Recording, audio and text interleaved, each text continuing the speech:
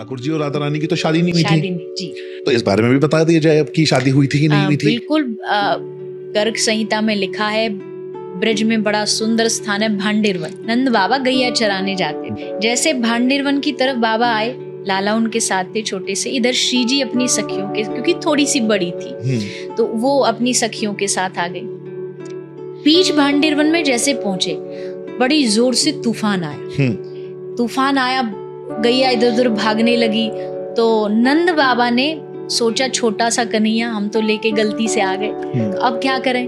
तो उधर से सखियां जा रही थी, तो बाबा ने उन सबको रोकेगा, लाली सुनना, बोले मेरी तो गैया सब इधर उधर हो रही, मैं उनको ढूंढने जा रहा हूँ, तू एक काम कर, तू या लाला को घर पहुंचा देगी। तो सखी तो यही चाहती थी, मौका चाहती थी। बोले हाँ बाबा हम पहुंचा देंगी, लाओ। तो कन्हैया को ले लिया, बाबा चले गए। बाबा उस सीन से बाहर हो गए, वो गैया ढूंढने चले गए। अब ठाकुर जी आए और इधर से आई श्री जी। जैसे आए, अब तक बाल्य रूप में थे, लेकिन अचानक से बिजली चौंधी, और जो असल जो निकुंज में जो रूप होता है राधा कृष्ण का श्याम स्वरूप, वो रूप में आ गए। यानी जो 16 वर्ष से कम उनकी उम्र होती है, उस रूप में आ गए। सखी उपस्थित हो गई, सब लोग खड़े हो गए, और अब विवाह की तैयारी कि आज दोनों का हम मिलकर के विवाह कराएं।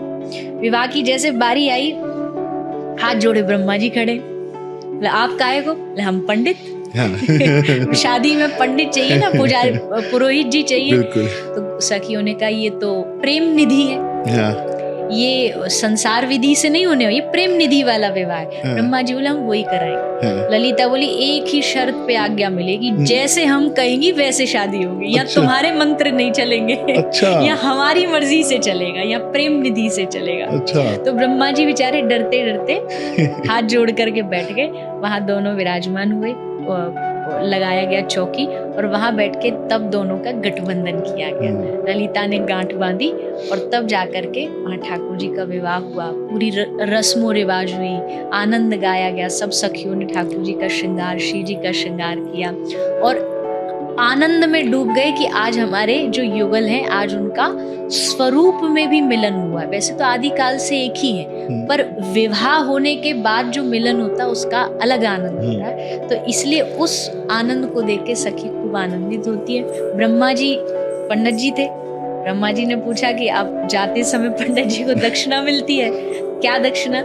सखी ने कहा तुमको दोनों युगल का प्रेम मिल जाए, ये दक्षिणा में हम तुम्हें प्रदान करते हैं।